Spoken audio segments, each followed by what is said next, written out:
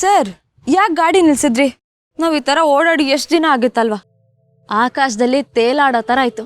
ಹೀಗೆ ಲೈಫ್ ಇಡೀ non stop ಆಗಿ ಹೋಗ್ತಾನೆ ಇರೋಣ. ಗಾಡಿ ಸ್ಟಾರ್ಟ್ ಮಾಡಿ ಹೊರಡೋಣ. ಸಮುದ್ರದಲ್ಲಿ ಅಲೆ ಹೇಳ್ತಾ ಇದ್ರೆ ಚೆನ್ನಾಗಿರುತ್ತೆ, ಆದ್ರೆ ಅಲೆಯಿಂದ ಪೆಟ್ಟಿಂದ್ರೋ ದೊಡ್ಡ ಕಷ್ಟ ಹೇಗೆ ಗೊತ್ತಾಗ್ಬೇಕು? ಹಲೋ ಮೈ ಡಿಯರ್ ಫಿಲಾಸಫರ್, ನಾನು ಆಗ್ಲಿಂದ ನೋಡ್ತಾನೆ ಇದ್ದೀನಿ. ಯಾಕೆ ಇಷ್ಟೊಂದು ಟೆನ್ಷನ್ ಅಲ್ಲಿ ಇದ್ದೀರಾ? ಮಿಸ್ಟರ್ ಕೂಲ್ ಕರ್ಣ ಸರ್ಗೆ ಈ ಫೇಸ್ ಕಟ್ಟು ಸೂಟ್ ಆಗಲ್ಲ. ಅಲ್ರಿ, ಎಷ್ಟು ಆರಾಮಾಗಿದ್ದೀರಾ ನೋಡಿ. ನಾಳೆ ಯಾರೋ ಹುಡುಗ ನಿಮ್ಮನ್ನ ನೋಡಕ್ ಬರ್ತಿದ್ದಾನೆ. ಎಲ್ಲರೂ ಮದುವೆ ಮಾಡಕ್ ತುದಿಗಾಲಲ್ಲಿ ನಿಂತಿದ್ದಾರೆ.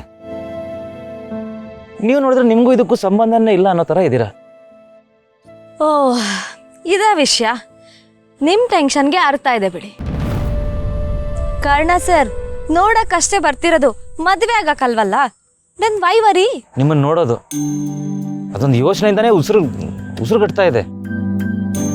ಅವ್ನು ನಿಮ್ಮನ್ನ ನೋಡೋಕ್ಕೂ ಬರಬಾರ್ದು, ಮನೆಗಂತೂ ಮೊದಲೇ ಬರಬಾರ್ದು. ಹಾಗೆ ಮಾಡ್ತೀನಿ.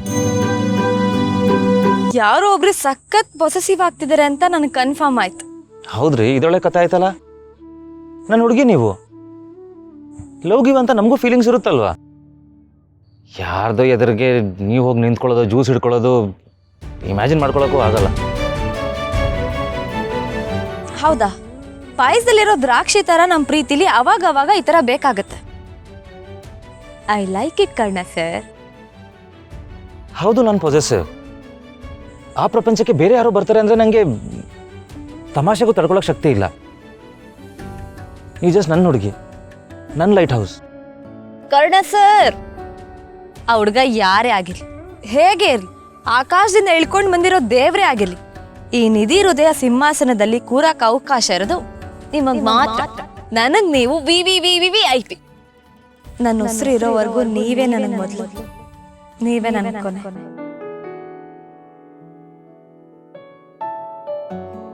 ಅದೇನೋ ಸರಿ, ಆದರೂ ಇಲ್ಲಿ ಒಳಗಡೆ ಏನೋ ಒಂಥರ ಆಗ್ತಿದೆ. ಅದು ನಿಮಗೆ ಗೊತ್ತಾಗಲ್ಲ. ನಿಮಗೇನೋ ಒಂಥರ ಆಗ್ತಿರೋದನ್ನ ನಾನು ಈಗಲೇ ಸರಿ ಮಾಡ್ತೀನಿ. ಈಗ ನೋಡಿ, ಹುಡುಗನ್ ಕರ್ಸ್ತಿರೋರು ಯಾರು? ರಮೇಶ್ ಅಂಕಲ್ ಅಲ್ವಾ? ಅವ್ರು ಡೆಫಿನೆಟ್ಲಿ ದಟ್ ಶಿಖಾಮಣಿ ತರ ಇರೋ ಚಂಪುನೇ ಕರೆಸ್ತಾರೆ, ನೋ ಡೌಟ್. ಹಾಗಂತೀರಾ? ಇನ್ನೇನ್ ಮತ್ತೆ, ನನ್ನ ಜೀವನ ಚೆನ್ನಾಗಿರ್ಲಿ ಅನ್ನೋ ಇಂಟೆನ್ಷನ್ ಅವ್ರಿಗೆ ಖಂಡಿತವಾಗ್ಲೂ ಇರಲ್ಲ.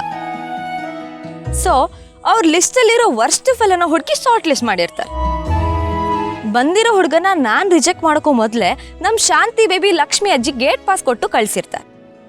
ಇನ್ನು ಅಕ್ಕನ್ ಕೇಳ್ಬೇಕಾ, ಸರಿಯಾಗಿ ಮಹಾಮಂಗಳಾರತಿ ಮಾಡಿ ಕಳಿಸ್ತಾಳೆ. ನಿಮ್ ಟೆನ್ಷನ್ ಉಫ್ ಅಂತ ಆರೋಗುತ್ತೆ. ಡೋಂಟ್ ವರಿ, ಮೇವುನ ಕೈಕೋ ಟೆನ್ಷನ್ ಲೇತೆ ಅಜ್ಜಿ. ಅಜ್ಜಿ, ನನ್ನ ಲೈಟ್ ಹೌಸ್ ಹತ್ರನೇ ಇರಬೇಕು ಅನ್ನೋ ಟೆನ್ಷನ್ ಅಜ್ಜಿ.